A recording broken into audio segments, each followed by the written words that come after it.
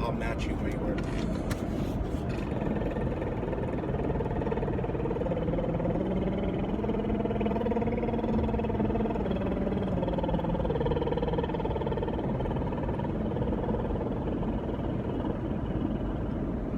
So I could make it all the way up and down without taking an extra breath. So what does that mean, like, when it comes to singing and stuff? What does it mean? Yeah. Well, you have a specific reason that you asked me about this. Why don't you tell me why you wanted to know about it? I just want to learn how to breathe better. Yeah. Well, I mean, in singing, I mean, I'm not Josh Groban, you know, but I am classically trained, and the number one thing they did, like, I think I was like 7 years old when I was part of the choir, San Francisco Boys Chorus, is they had kids just get on their backs on the floor and just practice breathing before even like a note was sung. And what they would do is get on their backs, and the teacher would tell the students to put their hand on their abdomen, I mean, and then practice breathing and notice when their hand was rising and falling. So it would go, rather than from the chest, you know, it would always go into the abdomen. And later on it was kind of revealed that, like, when you breathe down into your abdomen, your muscles down there, your abdominal muscles, aka specifically the diaphragm, control the way the air escapes. And when they control the way the air escapes, you have a more steady stream of air. You can better hold pitch. You can use less air per note, and therefore sustain longer, more stable melodies. And your pitch won't waver as much because you're not fighting your body for how much air you're giving every note. You might give more air to this note or less air to this other note. And when you imagine the air kind of getting let out of a balloon, like, try singing and having your air be so, like, variable in terms of its pressure, right? But when you can kind of go like this, you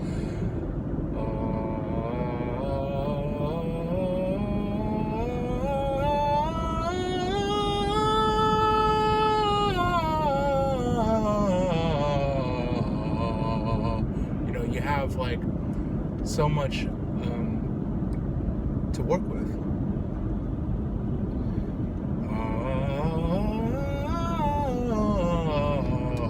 So what, like, what's the rolling? Yeah, well, so lip rolling is one kind of exercise. It's really silly. It makes you feel dumb, so you only do it at home in the bedroom when no one's looking. But the idea is that your lips cannot roll. I mean, try to do this when you're out of air. Like, you literally cannot do it, right? Yeah, after a certain point, you just can't make your lips buzz like that. A more extreme version of this is when people play trumpet or some brass instrument, and it goes, you know, you trumpet, and there's no way to do that unless you're pushing air out.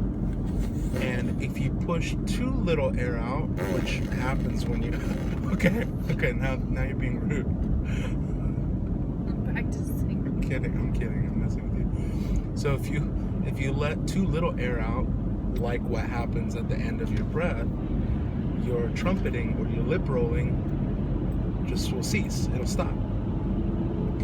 And the idea behind the lip roll is to teach your lungs and your abdomen, specifically your diaphragm, right, how much air it needs to make a lip roll. so that you're above a minimum threshold when you make your lip roll. Your lips roll only when you have exerted enough air pressure from inside. So it's like you're letting air out properly, right? Or no, you know what I would say? You're letting air out at a minimum. So when you let your air out at a maximum, you could do that and go, right? It all comes out all at once, right? So lip rolling doesn't teach you not to do too much. Lip rolling only teaches you that you can't do too little. And another similar exercise that people use to help you figure out how much is how to let the air out is people will stick a straw into water and you're expected to make bubbles. You know, you blow into the stream, blow into the straw, and the straw, you get bubbles from the bottom. You're expected to create bubbles for like 30 seconds. And if you can do that, that means that the air is coming out in a steady way and not all at once, right? And you can't make bubbles if you're not blowing hard enough. But the lip roll, I think, is even more effective after you can, you know, you could probably start with a straw thing if you've never done any breathing exercises before, if you don't know what you're doing. But after that, you move on to the lip roll, and the lip roll teaches you how to get that threshold of like enough air going that ends up becoming the type of breathing that you use when you're exhaling during singing. So the Does that answer your question? Yeah, well, I guess like that takes care of the breathing part, but what about the actual making of sound? Well, so the making of sound, most people don't have to be taught how to, you know, sing, because every day we speak. And when you there's a saying by Zoltan Kodály. He's a Hungarian music guy whose ideas about music education spawned a whole philosophy called the Kodály method, even though he didn't start the Kodály method. It's named after him. And his thing was like, if you can speak, then you can sing. Or no, I think his quote, sorry, if you can sing, you can play an instrument. That was his thing. And then the African proverb is like, if you can walk, you can dance. So in a similar wavelength, I don't know if this particular thing could be attributed to anywhere, but if you can speak, you can sing, right? So you're like exercising your vocal cords, and all you have to do is stop what you're doing, and then suddenly becomes a note that you're singing. There are a few people whose speech and singing parts of their brains are different parts of their brain, but that's not everybody. Like tone deaf people or something. People who are so-called tone deaf, but even those people can be trained. I've had experience working with people who have a lot of difficulty holding a pitch and like keeping that pitch in mind. I was working with somebody yesterday. Yeah. So I don't know if you, if I answer the question of like, how do you know when you're using too much air? When you're doing the lip roll. It just seems unnatural if it's too much, I guess. It does. But there's an easy way to tell when you're using too much. The easy way to tell is that you run out of air before your melody's done. You run out of air before your line is up. Yeah, right. But what if you have a really long line? Well, beyond a certain point, you'll know if your technique is good and the line is too long versus your technique is bad. They're all break. Yeah, I see it.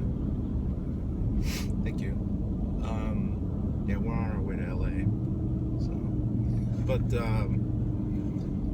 you'll know at a certain point if it's bad technique that caused you to not finish your line, or if the line is just too long, right? So the example that we would always use is, oh, say does that star-spangled, everyone breathes there, banner yet wave,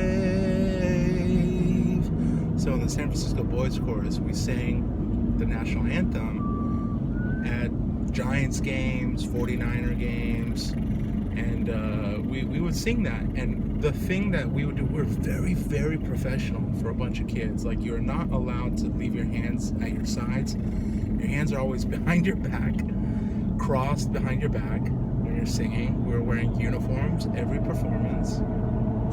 Even one time in Stockton when it was 100 degrees and kids were fainting and dropping like flies. What? Yeah, I still wear full uniform. And so after about 2 or 3 kids fainted, then we were allowed to take off our jackets. Oh gosh.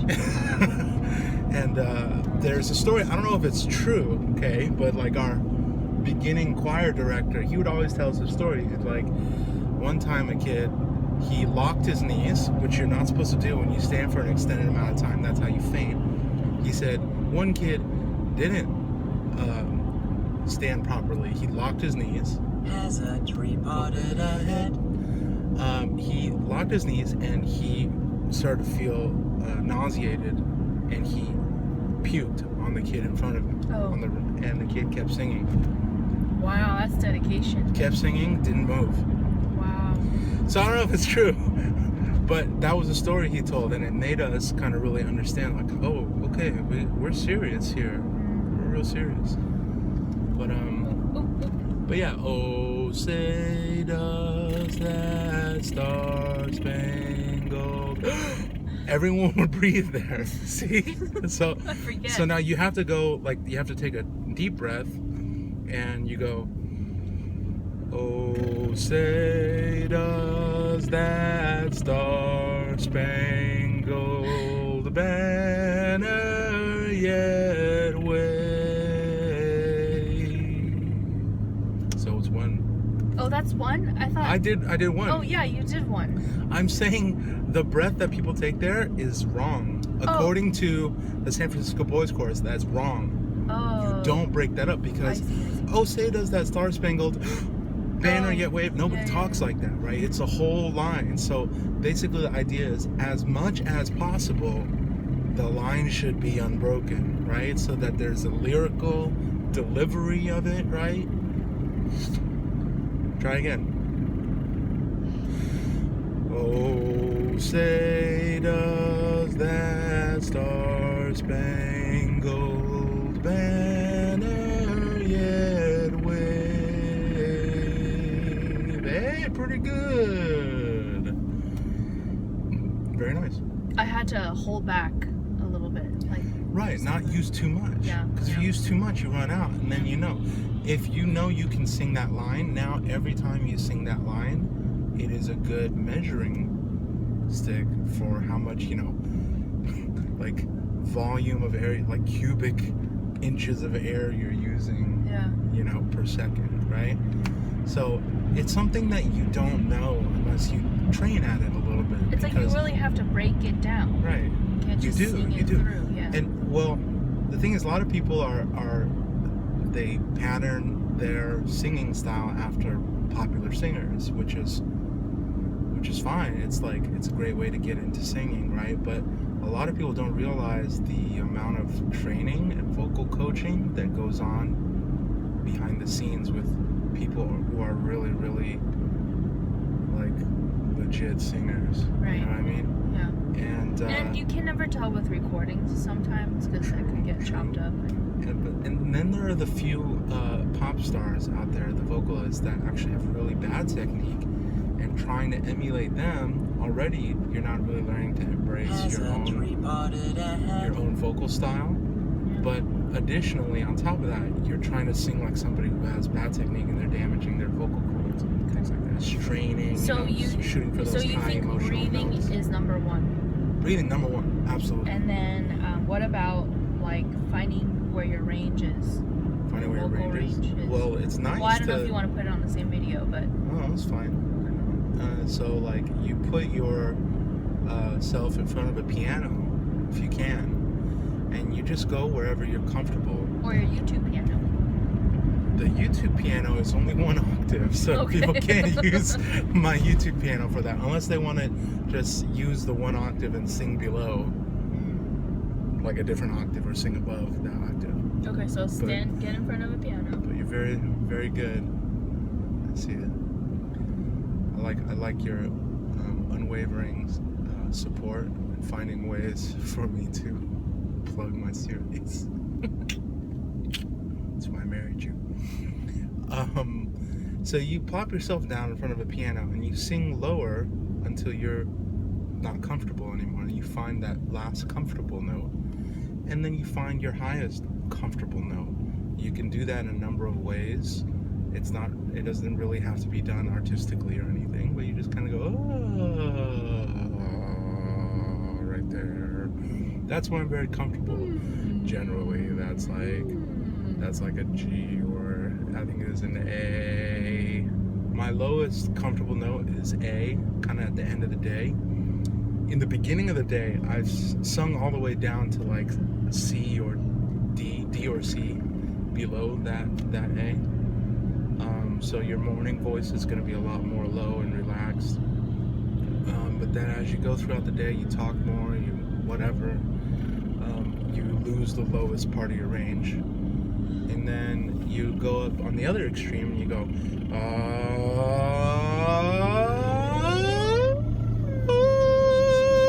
probably right there. But now that's including my head voice, but if I go just with chest voice, right there. So your real range, Wait, but I thought we were breathing from the diaphragm. Isn't that stomach voice? No, that's just where your air is coming from. Where your air is coming from confused. where your air comes from, you could use it for your chest voice. And there's no stomach voice. I don't know about stomach voice. Maybe that's when you have too many tacos from Jack in the Box. But your head voice, your air can come from your diaphragm there too. But that's another topic. Okay. So I'm just saying, Finding the range. when you find your range, your chest voice range is typically not much greater than an octave. It's very like. But how do you know if you're in your chest voice or head voice? It's your talking voice. This is my talking voice. Talking voice is chest voice? Versus. That's head voice. Exactly. Sounds like I'm truly a child and I'm cooking in the kitchen. So is she talking in her head voice? Yes, I think she's talking in her head voice. Yeah. But anyway, that's a lot of info. You have any other quick questions, or you understand kind of? Yeah, I guess I'm more of the I emulate pop stars, how they sing. Oh, that's good. That's a good way to get into it. Well, now that I learn, you told me, just aside from this video, like Alicia Keys and Adele, and those are two that I really like. Alicia Keys, Adele, yeah. I try to sing. I try to sing like them, but I think they don't sing properly. Well, So Adele has it better. hurts my voice. Adele has better technique. Now she does, right? She had a throat surgery. She had a vocal nodule removed. Because she was probably not singing properly.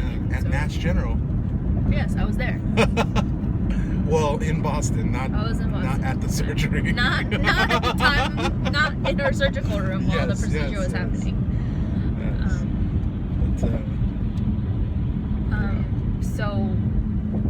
So what was I saying? Oh yeah, so to break away from singing like them, when I hear them, it's beautiful. You want to show? When I hear them on the radio or whatever, like how do I do that? This is California. Beautiful. So, sorry, your question again? Or what were you saying again? So if how do I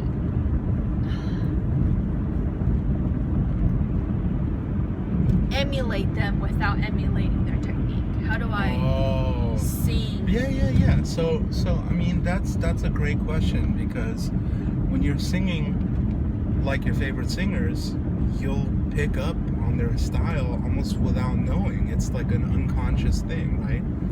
But there's a wonderful thing called music theory. Now, before you get intimidated and think, oh wow, this is like a really complex thing, what you literally do is you take a melody that you love, okay, and it's all about the music you love. You have to do it with the music you love, otherwise it's just heady and not fun, right? But you take a melody you love, and what you do is you strip away the stylistic elements. You strip away the stylistic elements and you just sing the pure melody, right? So what's a melody you like that I know? Oh, that you know? Yeah. Maybe, Hello, do you know that song? can Do you know Chasing Pavements? That's her first song. I've heard it. Well, how does it go again? So it goes.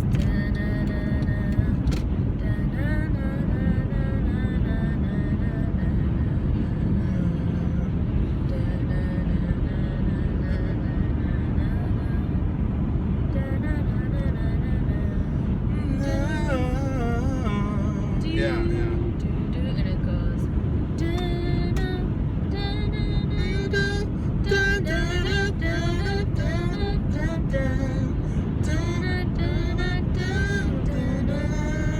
Yeah, right. Yeah.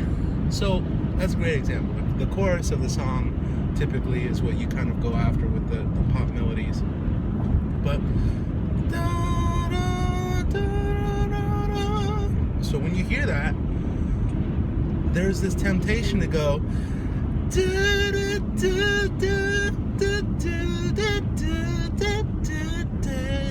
like to add all these like Your face. scoops Yeah. and slides and all this. So what you go is just right on the pitch. Da da da da da da da da da da da da.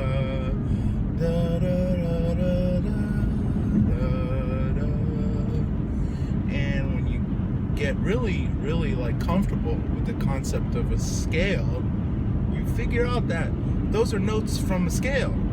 It's actually the 3 4 5 5 5 5 5 3 5 3 5 3 5 3 1 3 4 3 4 5 1 2. Right?